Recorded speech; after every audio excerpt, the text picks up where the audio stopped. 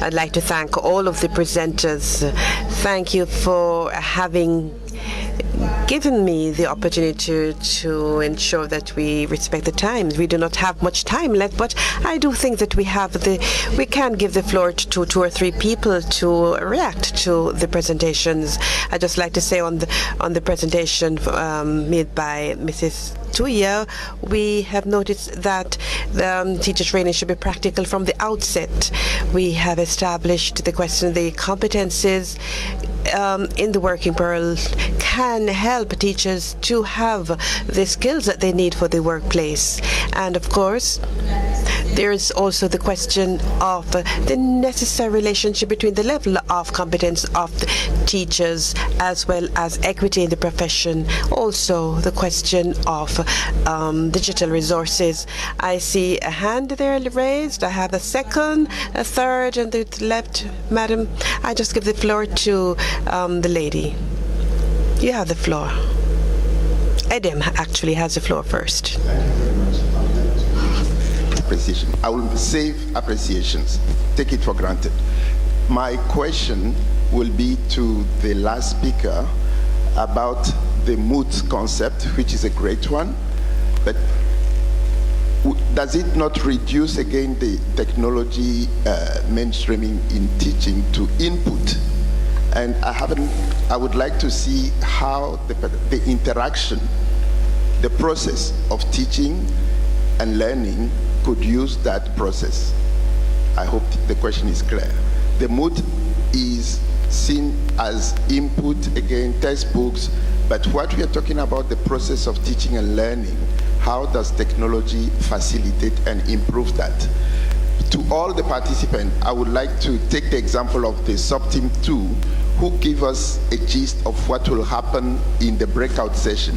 Could the other participant also share with us what will happen in the breakout session, so people who have not registered yet know what to expect and to register during the break? Thank you.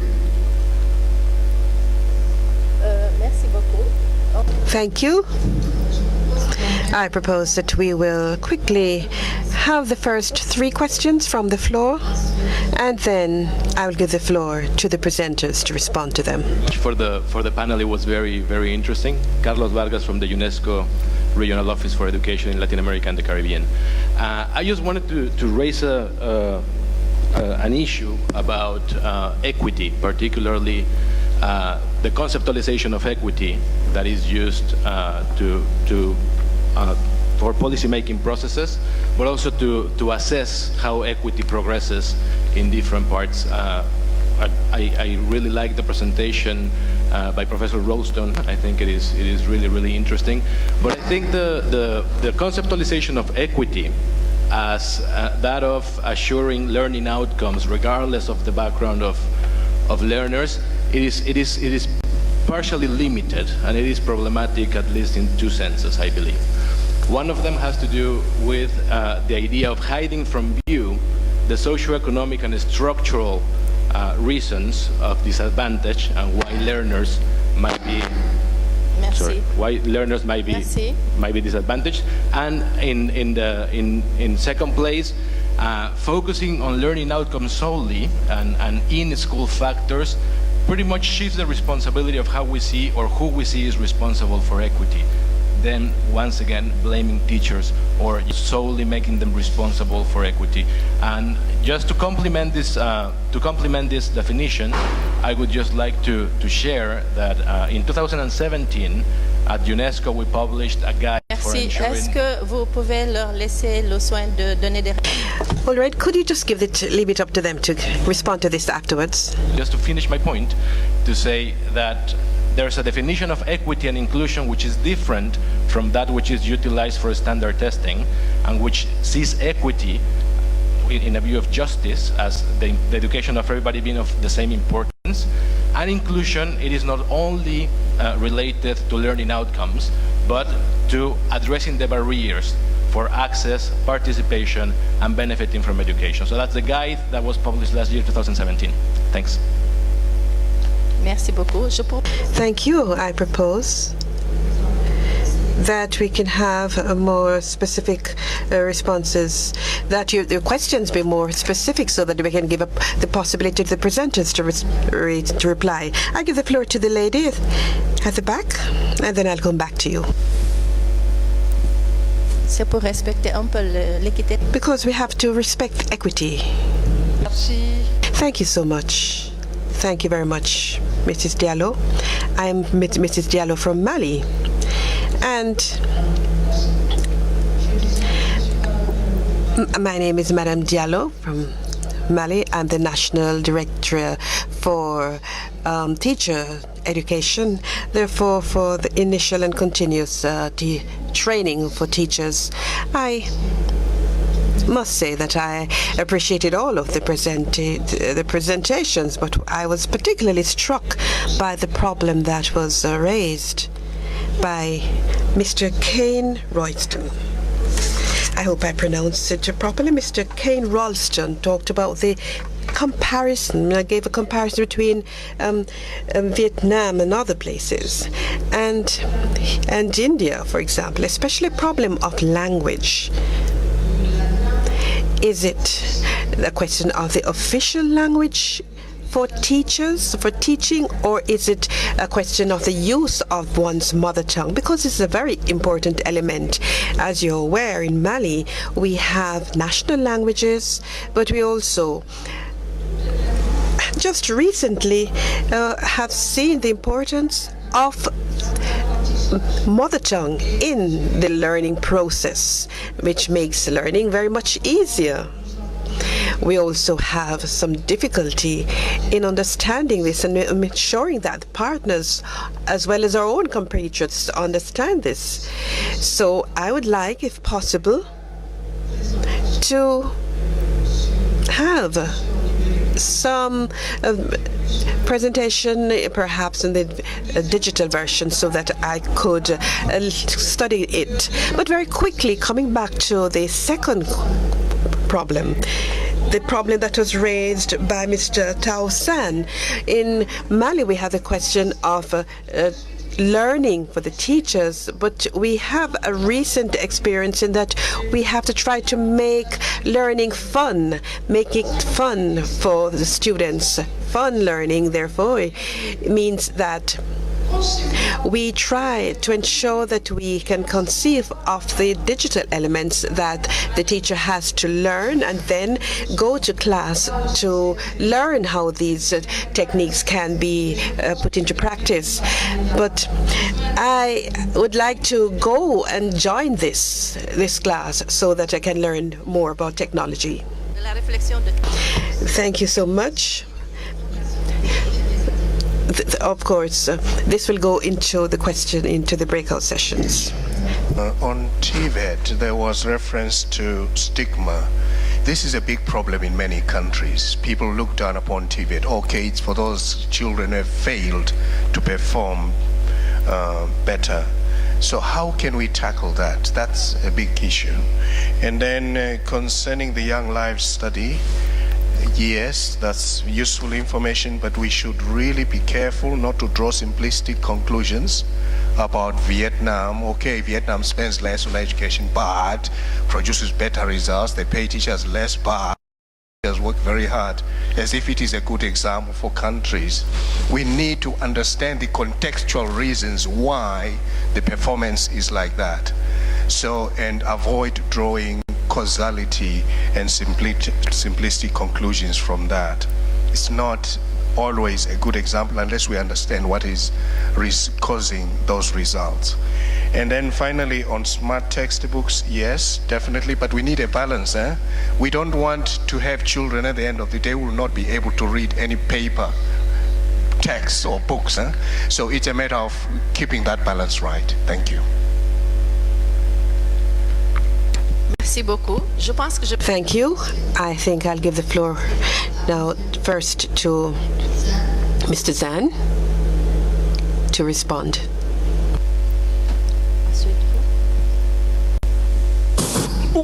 Sorry. Okay. Because of time limitation, I couldn't explain much in details about the mood. As I mentioned, it doesn't replace teachers. It doesn't replace classroom teaching. Of course, it doesn't replace paper text even. Yeah, you can combine all these together.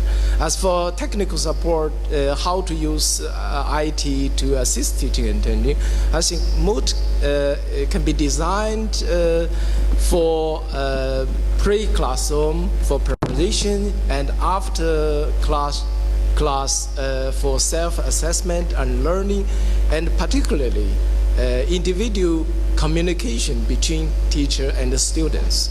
And if you look at the MOOC, as said, Moot shares much in common with MOOC. However, Moot is not replace teacher and classroom. It assists. Instead, it supports classroom teaching and support teachers teaching in classroom and after class. Thank you. Merci beaucoup.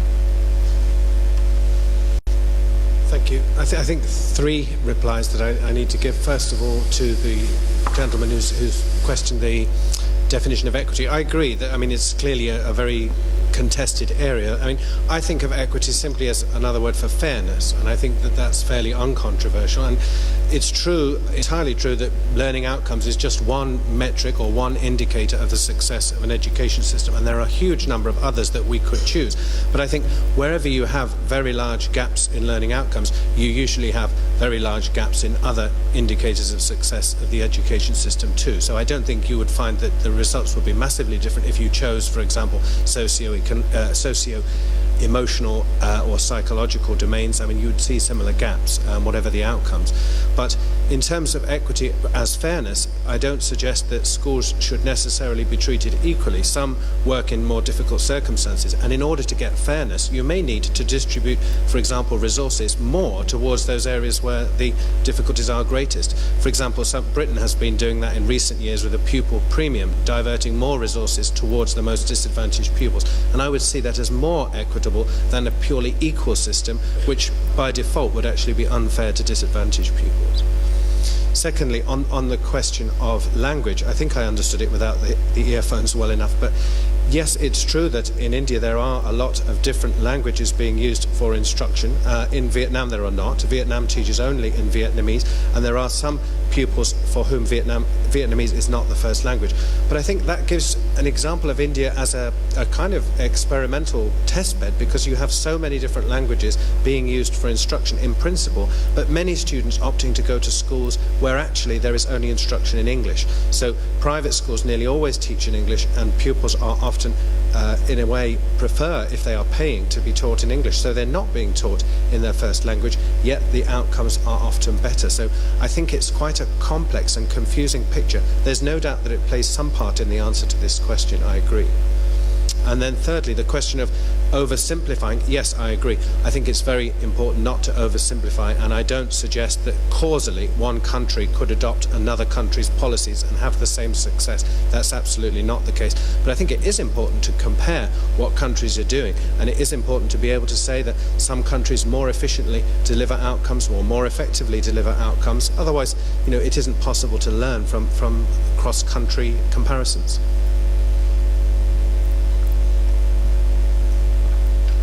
Merci beaucoup. Je pourrais peut-être... Thank you very much. Perhaps I could give the floor to the other presenters, ask whether they would like to add something very quickly. If not, we will just conclude this session. Okay, if you just would like to say a brief word, both of you. Maybe I could just tackle the issues of equity, and perhaps the hello. Equity, the issue of equity, and the issue of the stigma for TVET. And I think looking at the issue of TVET equity, well, yeah, it's possible to measure access to the system, it's possible to measure outcomes, and it's possible to measure your labour market performance. But at the end of the day, it is perhaps labour market performance which is most important to the equity within the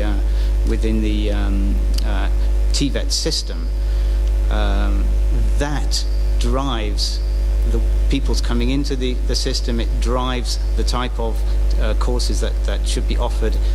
But without a nuanced policy, you cannot manage practical divides, such as the urban-rural divide. So the individual choice is not enough to overcome the context in the country. So some kind of nuanced policy there needs to be. On the stigma, I would, to some extent, make the same issue. People join the TVET system because they think there is a chance of individual success, or that's a family judgment. And we are facing clear competition in terms of TVET with the higher education system. In many countries of the world, people are preferring to opt to join the higher education system because there is a sense that this is individual progress. And I think that now, with the changes in the TVET system, the changes in the environment, there are more opportunities for the people with TVET skills, and we should take every opportunity to communicate these opportunities that TVET graduates have, ensure the quality and relevance of the TVET system, ensure that people are aware about champions, that we celebrate the successes of the TVET system, and make sure that this creates some kind of impetus within the system itself. Thank you. Merci beaucoup. Thank you very much. Last minute. Quick break. I think that I also tapped with the equity, and I think that equity is the equal position or equal possibilities to have a quality education, but it's also equal possibilities or participation in the education system, in school system, and also participation as full citizen in the community. It's ownership of one's lifestyle and one's culture, and it's about ownership of learning and the education system. And that means that when we develop our education system, we should listen to local communities and work with them rather than for them. Thank you. Merci beaucoup. Thank you. Thank you to everyone. I would just like to add a word, comment, if you'll allow me. First of all, when we listen to what was said about ICTs, digitalization can assist teaching, but we won't replace teaching. I'd like to also share an experiment we're carrying out in Senegal, where the National Education Ministry working on an information system from the National Education system, where there are applications where all teachers, students and parents have an identifier which allows them to have access to applications where parents can have information on the development of their children, for teachers to have digital resources for philosophy. Courses have been prepared and established by the General Inspectorate and experts, and these courses allow for the teachers in remote areas to strengthen their capacity and use them for